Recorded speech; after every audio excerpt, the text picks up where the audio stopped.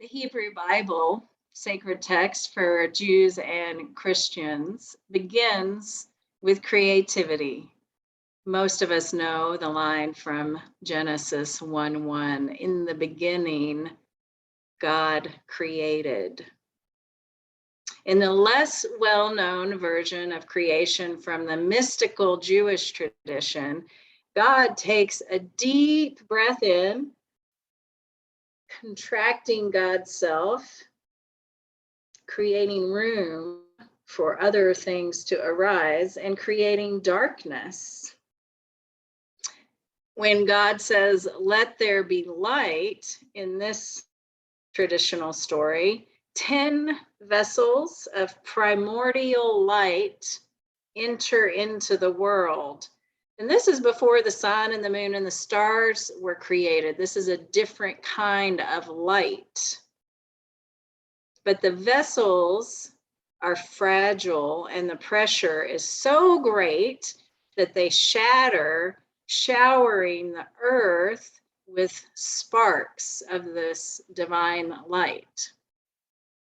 The tradition says that these holy sparks are in every single living thing, human and non-human, and it is the job of humanity to raise them up and reunite them in the process of tikkun olam, which means to repair the world.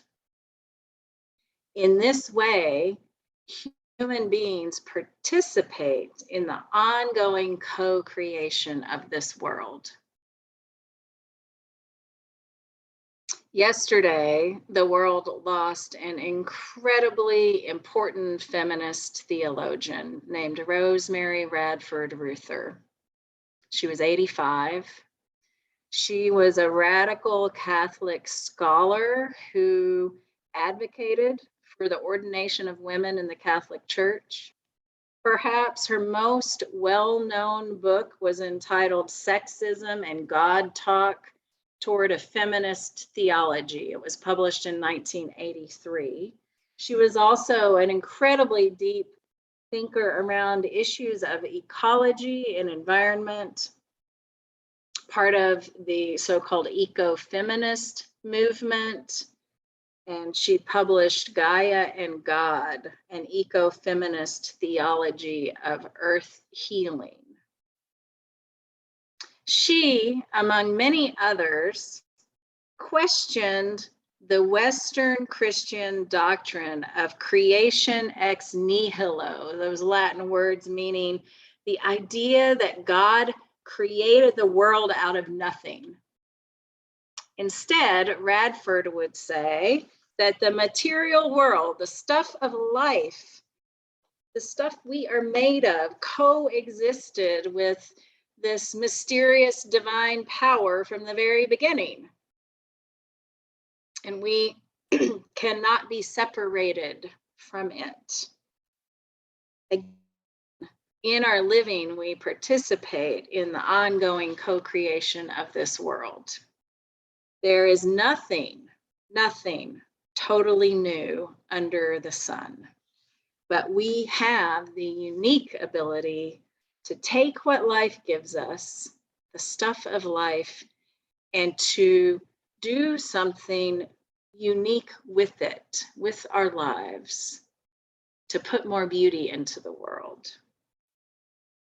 The human process of creativity, and here I'm talking about writing, art, music, theater, dance, those things that we tend to think of as creative, artistic pursuits, but I am also talking about parenting and teaching and building and gardening.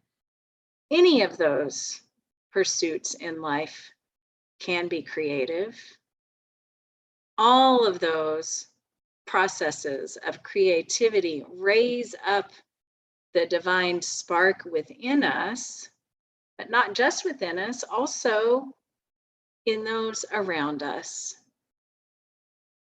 In this way, our lives themselves are a creative act, and intentional creativity is a spiritual practice. As Kurt Vonnegut said in that letter he wrote to high school students, practice any art, no matter how well or badly, not to get money and fame, but to experience becoming, to find out what's inside you, to make your soul grow. So, in our Sparks group this year, we've been calling each other the Sparklers. I have Jennifer Spurko to thank for that. Our monthly group that has been reflecting creatively on our monthly worship themes. We have not been about making masterpieces, though much beauty has been created, and you'll get to see a little bit of that beauty. There has been writing and poetry and music and quilting and drawing and collage and stained glass and photography. But it's not been about creating masterpieces in the end. Instead, it has been about co-creation, raising up those divine sparks within ourselves and each other, growing our souls, as Kurt Vonnegut said, nurturing beautiful people. We're not pursuing a hobby in this way, but we are participating in the repair of this world, I think. I'm grateful that we've been able to hear and see some of the creations of the group throughout this church year. Today, we'll hear reflections on the experience itself from two members of the Sparks group, Marilyn Finley and Ingrid Jackaway. And as I said, we'll also get to view some of the visual art that was created. Albert Schweitzer, the great humanitarian doctor and pastor, once wrote, "At times, our own light goes out and is rekindled by a spark from another person. Each of us has cause to think with deep gratitude of those who have lighted the flame within us." And so let us hear from these Sparks members with deep gratitude in our heart.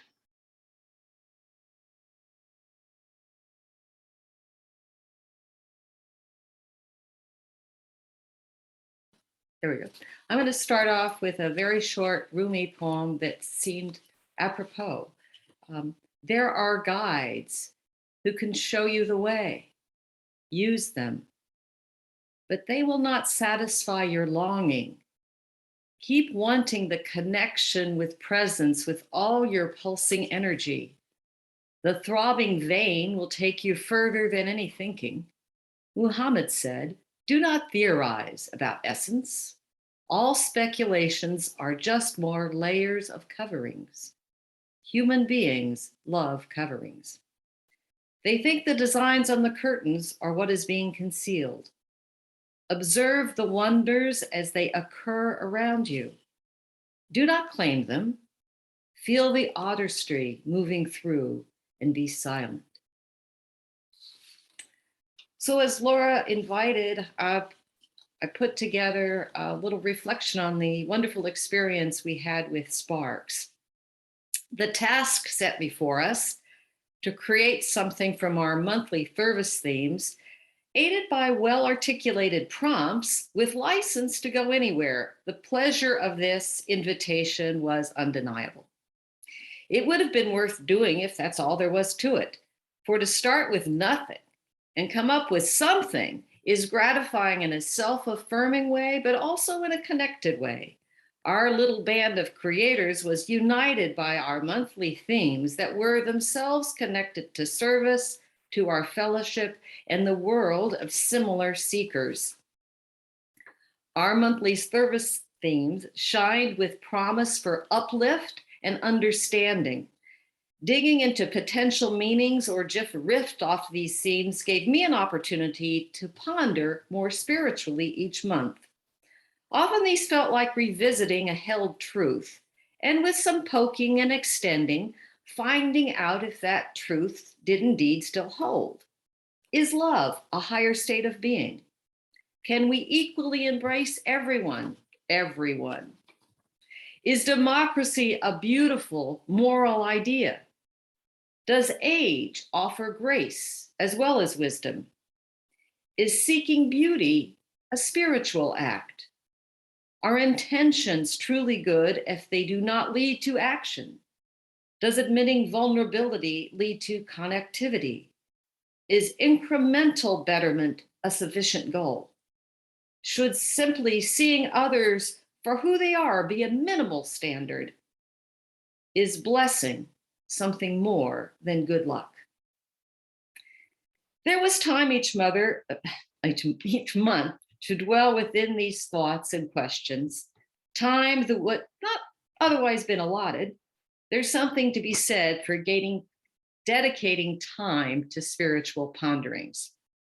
Of course, one wants to do something interesting than others might like to hear or see. For me, I use the opportunity to explore different approaches: poetry, memoir, memes, comedic rap, and a children's story. The plasticity of our spiritual theme to all these approaches and those from the other sparklers underscores how easy it should be to lead a more spiritually informed life.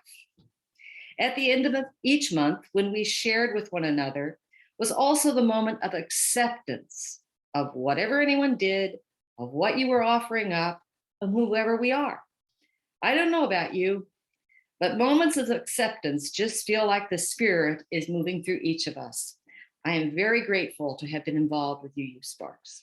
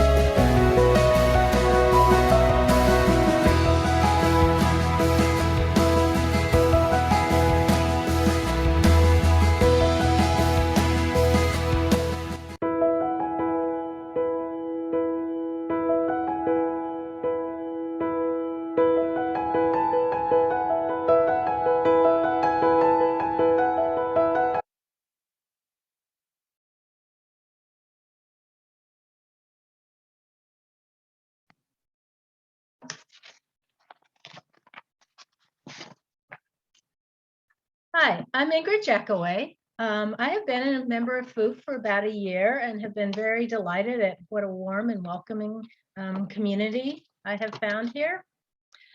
When I first heard about the Sparks Creativity Group, I was intrigued, but it sounded like a writing group, and I hate to write. So I didn't join. My preferred medium is glass, and mostly stained glass, some fused glass.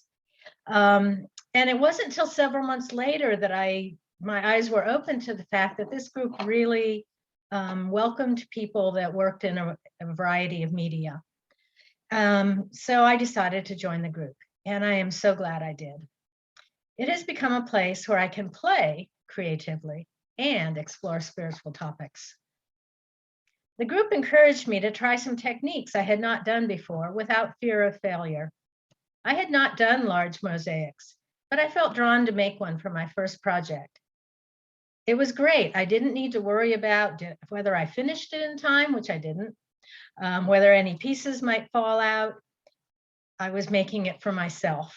And what happened after I made it and really didn't matter. It was the process more than the creation. I tried some other media in subsequent months, photography, collage, and yes, even writing. The group was always affirming of everyone's creative offerings and also welcomed us to come in months when we hadn't had time to write or make anything. Our witnessing of other people's work and our participation in the discussion was equally valued. The discussions that came out of this group have been very deep, at times very vulnerable, and spiritually thought-provoking. I attribute this to the safe environment created by Laura's leadership, the structure of the group, and the very interesting prompts. These included music, poetry, topics for exploration, and always, as you use, the opportunity to do your own thing. I believe deeply that everyone is creative. You may not have found your medium yet, or you may have accepted society's limited definition of creativity. But we can all express ourselves through words, visual images, music, movement, food, event planning, gardening, relationships, many, many ways. I encourage you to explore your creativity in an open and non-judgmental way. Sparks gave me the opportunity to do that. And I've been an artist for a long time, but this was really different. It was different just to create for myself and really not have any attachment to what the result was. It was a very spiritual process because of that, because I didn't have to worry about, was it going to be good? It didn't matter. It was the process. I'm very sad to see this cycle of Sparks end. And I've decided to volunteer to be a co-leader so that the group can continue next year. Thank you.